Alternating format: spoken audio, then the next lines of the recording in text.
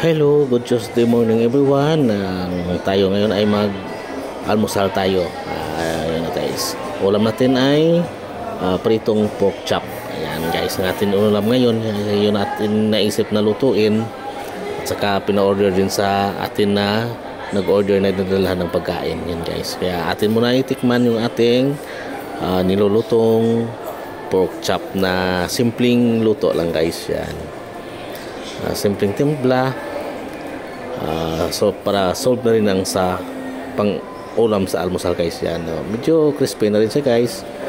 Ayan guys, yan, mayroon tayong pork chop na binili. Yan guys, atin muna nilinisan tapos pinakuluan sa pressure cooker. Pressure muna natin ng almost mga 8 minutes na natin pina-pressure guys, kasi manipis na yung pork natin, baka may sobrang durog-durog. Ayun, natin hinalo lang bawang, sibuyas, paminta at saka laurel, at saka asin na rin.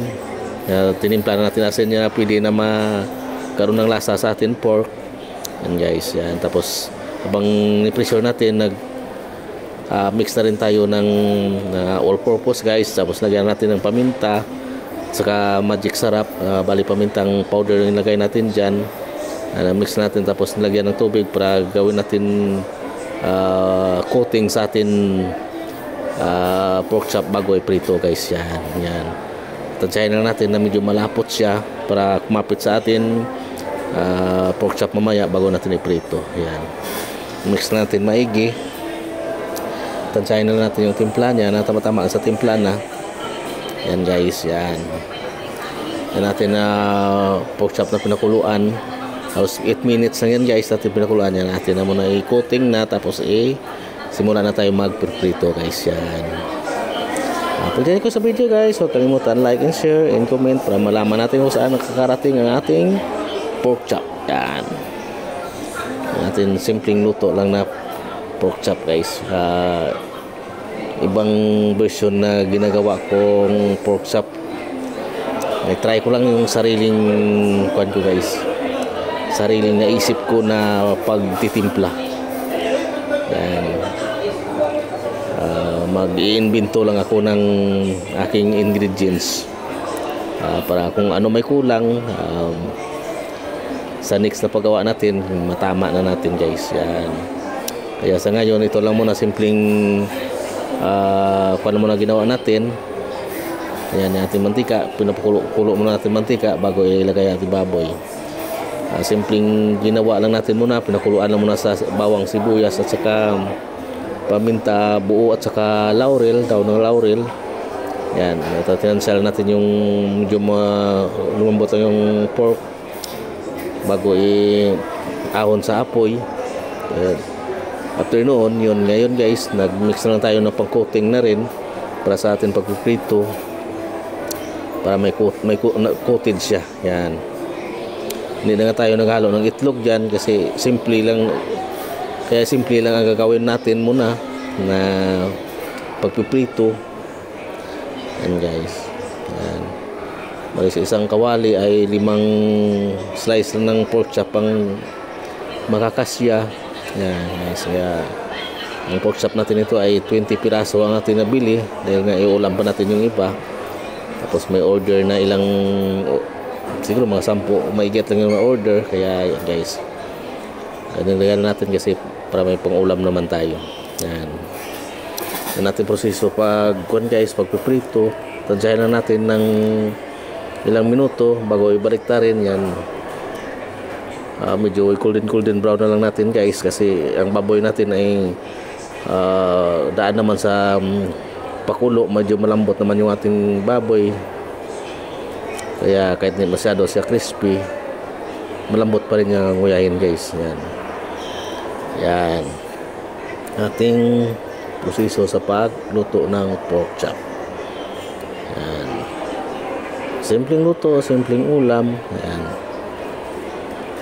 Simpleng proseso. Yan guys. Yan, golden brown na. Natin mabalik ta rin kasi medyo alanganin yung kabila. Aburin natin yung medyo golden brown, pero at least masarap naman pagka medyo makaransi. Yan guys. mga mag-apat salang tayo nito sa kawali dahil nga 5 pork chop lang kumasya sa ating pagpiprito. Yan guys, okay na siya guys. Konting kwan pa, konting pakulo pa. Yan na siya guys ang ating pork chop. Yan.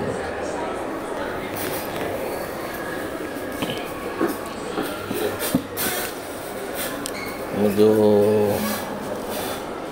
nakakagutom na sa tingnan guys. Yan.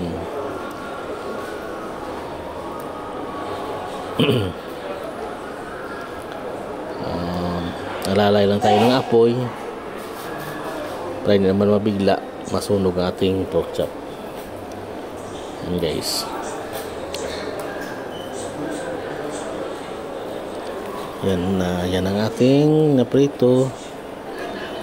Yan, medyo may natira pa. Yan guys, yan natira pa ng konti na lang natitira guys.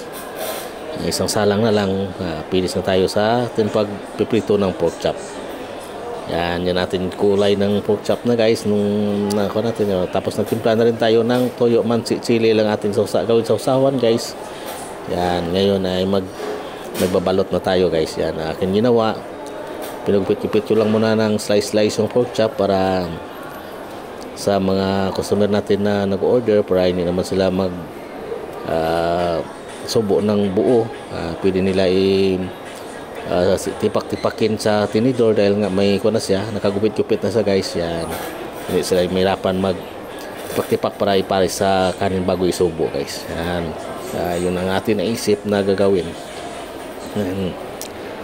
Malapit na tayo magtapos sa ating pag-serving. Yan, ating pagbabalot. Halos lahat na order guys, yun ang ginawa natin. Ginupit-gupit natin yung pork chop para medyo maliit lang din pag pwede sa itipak-tipakin yan. Ano siya guys, nahulog pa. Yan. Yan guys, yan, nisupot na natin sa isa yung bawat pork chop, bawat isang order. Yan. Yan na siya guys, natin na binalot na ng pork chop. Okay guys, thank you and good luck.